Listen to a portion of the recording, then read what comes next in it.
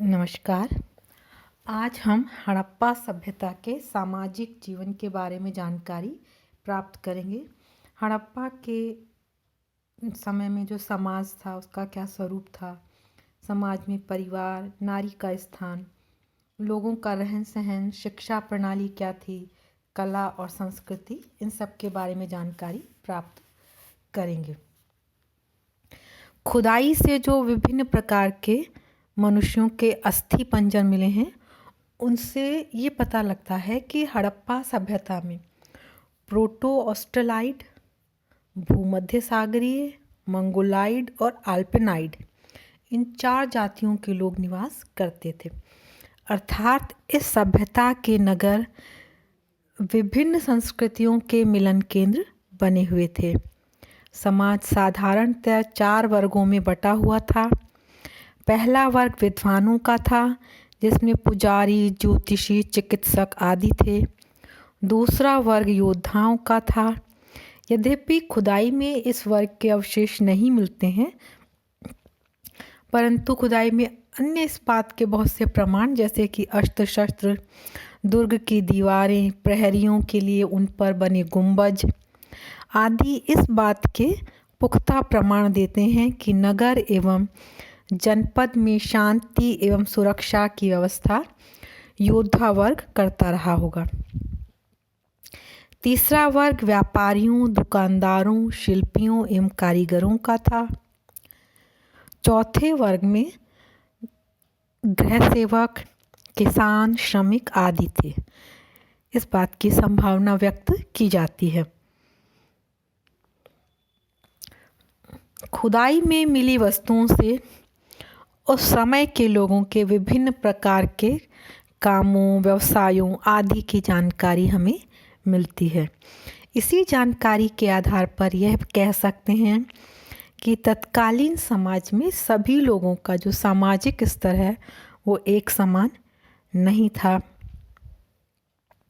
समाज में जो परिवार की स्थिति थी, निश्चित रूप से परिवार जो है समाज की मूल इकाई था।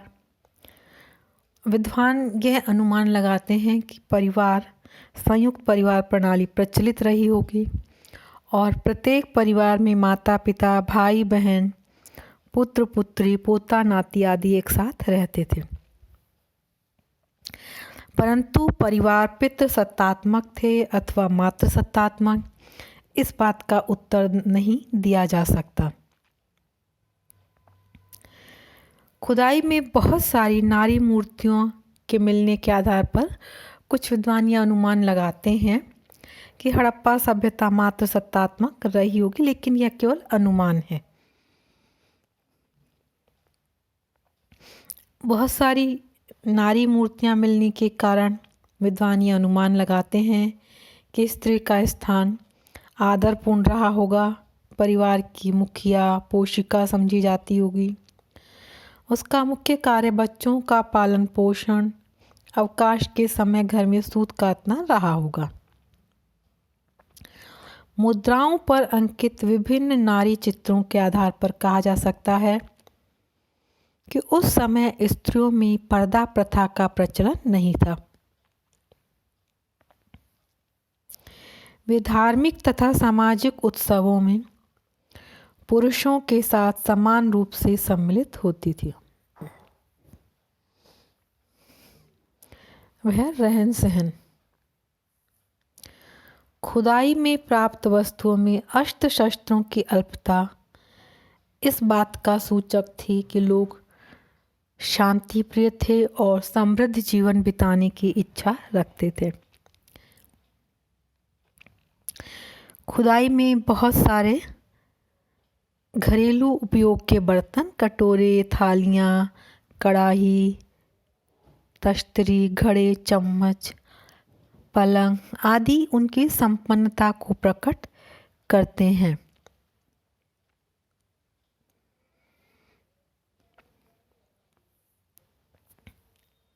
इन वस्तुओं को देखने से यह भी स्पष्ट हो जाता है कि जीवन उपयोगी वस्तुओं के निर्माण में पत्थर का स्थान कांसे एवं तांबे ने ले लिया था। जहाँ तक वस्त्रों का सवाल है, अधिकांश मूर्तियाँ नग्न हैं, लेकिन निश्चित रूप से लोग कमर के नीचे तक कोई कपड़ा पहनते होंगे और उच्च वर्ग के लोग शरीर के ऊपरी भाग को शाल से ढकते थे। जो एक मिट्टी की मूर्ति हमें मिली है, उसने शरीर पर 2 वस्त्र धारण कर रखे हैं। एक ऊपरी वस्त्र जो कि शॉल की भांति कंधे के ऊपर से दाहिनी बाह के नीचे तक जाता है, और दूसरा अधोवस्त्र जिसे कि आधुनिक धोती की भांति कमर से नीचे पहना जाता था। मातृ देवी की मूर्तियां कुल्हाड़ी के आकार की शिरोभूषा से अलंकृत हैं, जो फीते की सहायता से सिर पर बंधी होती थी। कुछ स्त्री मूर्तियां नुकीली टोपी पहने हैं। कुछ पुरुष मूर्तियां भी टोपी पहने हुए हैं। कुछ पुरुष स्त्री मूर्तियां सिर पर सींग या बतख धारण किए हुए हैं। हड़प्पा सभ्यता के लोगों को केश विन्यास का विशेष शौक था। खुदाई में प्राप्त शीशे और कंघी इस बात की पुष्टि करते हैं। मूर्तियां जो हैं, उनसे हमें ये भी पता लगता है कि वे अपने केशों को संवार कर पीछे की ओर बांध लेते थे। खुदाई में उस्तरा भी मिला है, जिससे अनुमान लगा सकते हैं कि वे हजामत भी बनाते रहे होंगे। स्त्रियों को केश विन्यास का विशेष शौक रहा होगा, जैसा कि हमें बहुत सारे मुद्राओं और चित्रों उन पर अंकित चित्रों से पता लगता है।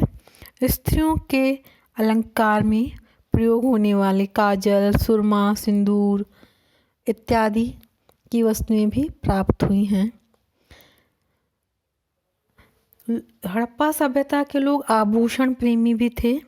अनेक प्रकार के आभूषण मिले हैं। निश्चित रूप से इन आभूषणों को बनाने में धातुओं का प्रयोग होता था। आभूषण धनी और निर्धन सभी प्रकार के लोग पहनते थे। अंगूठियाँ मिली हैं, चूड़ी, कंगन आदि, हार आदि बहुत सारे आभूषण मिले हैं। ऐसा लगता है कि स्त्रियों के साथ साथ पुरुष भी आभूषण धारण करते थे। हड़प्पा सभ्यता के लोग मनोरंजन, आमोद प्रमोद के भी शौकीन रहे होंगे। चित्रों पर मछली पकड़ना, शिकार करना आदि के चित्र दिखाए गए हैं। खेलकूद और व्यवसाय में भी उनकी रुचि थी। एक मुद्रा पर एक व्यक्ति को व्यायाम करते हुए दिखलाया गया है, और वे लोग घर में बैठकर अनेक प्रकार के खेल खेला करते थे।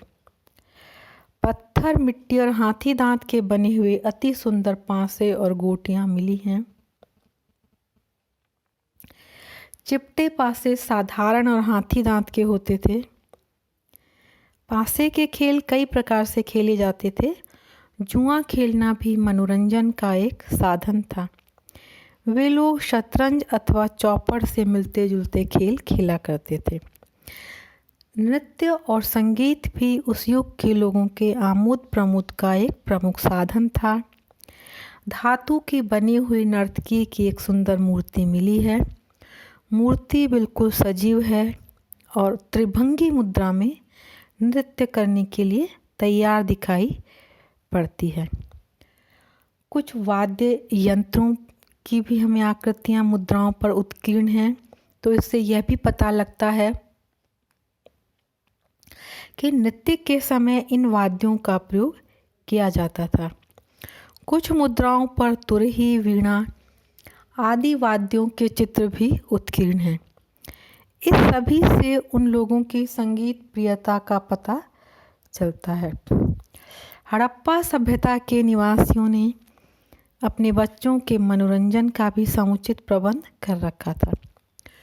खुदाई में बच्चों के खेलने के बहुत से खिलौने मिले हैं। मोहनजोदड़ो और हड़प्पा में जो बैल के खिलौने हैं उनके गले में छेद नहीं मिलता। खिलौनों में हमें केवल जानवर ही नहीं, पशु और पक्षियों जैसे बंदर, बतख, गिलहरी, झुनझुने, सीटियाँ आदि सभी के हमें चित्रण मुद्राओं पर मिलता है। चूँकि हमें हड़प्पा सभ्यता की लिपि पढ़ी नहीं गई है, लेकिन लिपि है इसलिए हम कह सकते हैं कि वे लोग पढ़ना लिखना जानते थे और उन लोगों ने एक निश्चित रूप से शिक्षा का एक सुनिश्चित व्यवस्था अवश्य होगी। लिखने का काम तख्तियों पर होता होगा क्योंकि खुदाई में कुछ तख्तियाँ मिली हैं। इन तख्तियों पर लकड़ी की कलमों से लिखा जाता था। तोल और माप के निश्चित साधनों से अनुमान होता है कि बच्चों को अंक गणित की शिक्षा दी जाती थी। खुदाई में प्राप्त बांटों की जो दशमलव इकाइयाँ हैं उनके आधार पर यह अनुमान है कि हड़प्पा कालीन सभ्यता के लोग दशमलव पद्धति से परिचित थे। भवन और नगर निर्माण की निश्चित योजना से स्पष्ट है कि उन्हें ज्यामिति के सिद्धांतों की जानकारी थी और विद्यार्थियों को इनकी शिक्षा दी जाती थी। विद्वानों का यह मानना था कि उन लोगों को ज्योतिष के मूल सिद्धांतों की भी जानकारी रही होगी। सार्वजनिक स्वास्थ्य और सफाई के प्रति लोगों की रुचि इस बात का संकेत है कि वे लोग रोगों से बचने का उपाय जानते थे और उन्हें चिकित्सा संबंधी ज्ञान भी था। इस प्रकार उनके पाठ्यक्रम में अंकगणित, ज्यामिति, ज्योतिष एवं चिकित्सा के विषय अवश्य रहे होंगे। संभव है विद्यार्थियों को संगीत, नृत्य और चित्रकला की शिक्षा दी जाती रही होगी।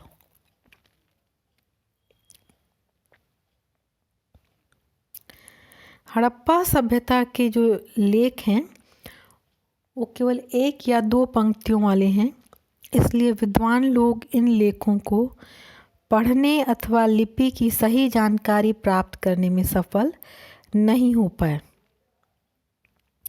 हंटर महोदय का मत है कि ये लेख चित्रलिपि में हैं और इनको चित्रात्मक लिपि कहना चाहिए। लिपि का प्रत्येक चित्र अथवा चिन्ह किसी विशेष शब्द अथवा वस्तु को प्रकट करता है और विद्वानों ने अब तक ऐसे 396 चिन्हों की सूची बनाई है।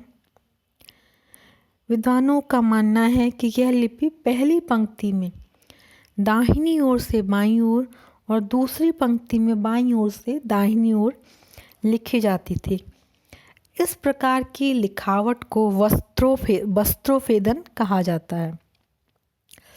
विद्वानों का यह भी मानना है कि हड़प्पाई लिपि सुमेरिया और मिस्र की लिपि की तुलना में अधिक उन्नत और परिष्कृत थी। चूँकि हड़प्पा सभ्यता में हमने देखा कि नगर निर्माण, भवन निर्माण कला, संगीत और नृत्य, केश विन्यास, इन सब के बारे में हमने जानकारी प्राप्त की। बर्तनों पर जो है, मूर्तियों, इन सब पर चित्रों का भी हमने उल्लेख देखा है। मूर्तिकला के क्षेत्र में पत्थर और धातु की बनी मूर्तियां विशेष उल्लेखनीय हैं। पत्थर की मूर्तियों के निर्माण में साधारण पत्थर, लाल पत्थर, चूना पत्थर, हरा आदि पत्थर प्रयुक्त हुए हैं। इनमें से अधिकांश पत्थर बाहर से मंगाए जाते थे। फलतः पाषाण मूर्तियों की संख्या बहुत कम है। मोहनजोदड़ो से प्राप्त एक पाषाण मूर्ति का आधा भाग टूटा हुआ है। ऊर्ध्व भाग सुंदर और कलात्मक है। ऐसा लगता है कि मूर्ति की आंखें आधी खुली हैं और वह व्यक्ति योगस्थ है। मूर्ति के सिर पर बाल तथा मुख पर दाढ़ी है। बालों को खूब सजाया गया है। अलंकरण में पच्चीकारी का काम किया गया प्रतीत होता है। मैके महोदय के अनुसार यह किसी पुजारी की मूर्ति प्रतीत होती है। हड़प्पा से प्राप्त 2 पाषाण मूर्तियों की विद्वानों ने काफ़ी प्रशंसा की है। इनमें से एक लाल पत्थर की बनी मानव मूर्ति है। इस मूर्ति का सिर टूटकर कहीं खो गया है, परंतु शेष शरीर का अनुपात और सौष्ठव सराहनीय है। एक दूसरी मूर्ति काले पत्थर की है और किसी नर्तक की प्रतीत होती है। नर्तक जो है वो नृत्य की मुद्रा में अपना बायां पैर पृथ्वी के ऊपर उठाए हुए है। पाषाण की मूर्तियों में बैल की मूर्ति विशेष उल्लेखनीय है। मूर्ति के निर्माण के लिए पाषाण को काटने, तराशने और उनमें पच्चीकारी करने का काम करने में निश्चित रूप से उस युग के कलाकारों ने काफ़ी दक्षता प्राप्त कर ली थी। हड़प्पाई लोग धातुओं से परिचित थे, ये हम देख ही चुके हैं। उत्खनन में हमें विभिन्न धातुओं की तांबे से बने हुए अनेक खिलौने मिले हैं। चन्हूदड़ों से पीतल का बतख मिला है। मोहनजोदड़ो से एक कांसे की नर्तकी की मुद्रा मिली है। हड़प्पा सभ्यता की जो चित्रकारी है उसकी जानकारी हमें मिट्टी के बर्तनों पर बने चित्रों और मुद्राओं पर अंकित आकृतियों से मिलता है। चित्रों पर हमें विभिन्न प्रकार के जानवरों, मनुष्यों की आकृति मिलती है। सभी चित्र बहुत सजीव और स्वाभाविक है और उससे हमें कलाकार की प्रतिभा की जानकारी मिलती है। निश्चित रूप से हड़प्पा सभ्यता के लोगों का खान पान भी उच्च स्तर का रहा होगा। हमें खुदाई में गेहूँ, जौ, चावल, दाल आदि के प्रमाण प्राप्त होते हैं। क्योंकि मुद्राओं पर जो चित्र अंकित हैं उनसे हम ये भी अनुमान निकाल सकते हैं कि वे मांसाहारी भी रहे होंगे। दूध का उपयोग किया जाता रहा होगा, लेकिन यह नहीं बता सकते कि दूध से घी निकालना जानते थे अथवा नहीं। न ही हमें हड़प्पा सभ्यता में मद्यपान की प्रथा के बारे में कोई ठोस प्रमाण मिलते हैं।